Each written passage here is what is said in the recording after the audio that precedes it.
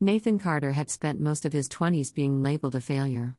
Once a dreamer with ambitious plans, he had poured everything he had into a tech startup that crumbled under financial pressure. Investors pulled out, friends distanced themselves, and even his longtime girlfriend, Claire, walked away, telling him she couldn't build a future with someone who couldn't succeed. He remembered the loneliness, the empty apartment that once hosted lively gatherings, now nothing more than a quiet reminder of what he had lost. His family, while not outright abandoning him, had subtly made their disappointment known, urging him to find something more stable. But Nathan refused to let failure define him. He spent years refining his skills, learning from his mistakes, and working tirelessly to build something stronger. He took on freelance projects, networked with the right people, and eventually founded a new company, one that thrived. This time, he understood the market better, made smarter financial decisions, and ensured his business had a solid foundation. Slowly, his name became synonymous with success. 5 years after hitting rock bottom, Nathan was now the CEO of a multi-million-dollar enterprise. Magazine covers featured him, investors lined up to work with him, and those who once doubted him suddenly wanted back in his life.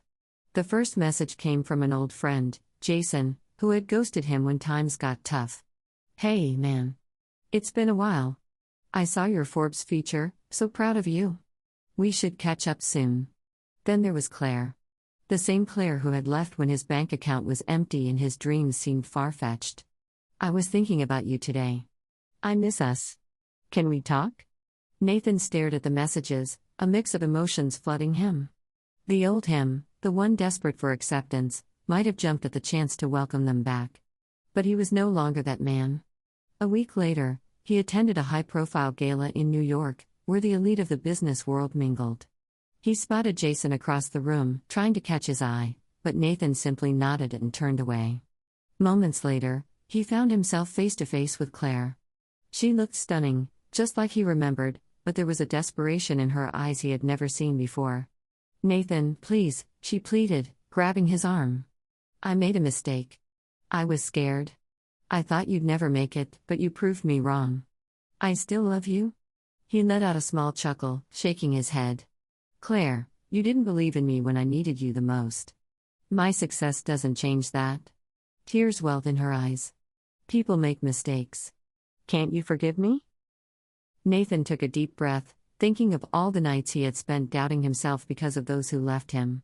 The pain of their abandonment had fueled his drive, but it had also taught him something invaluable: his worth wasn't dependent on their validation. "I forgive you, Claire," he said finally. "But I'm not looking back. I've moved on." He walked away, leaving her standing there, speechless. As he exited the gala, he felt lighter, as if the last chains of his past had finally fallen away. Success hadn't just given Nathan wealth, it had given him the power to choose who truly deserved a place in his life. And this time, he wasn't settling for anything less than loyalty and true support. Don't forget to like and subscribe.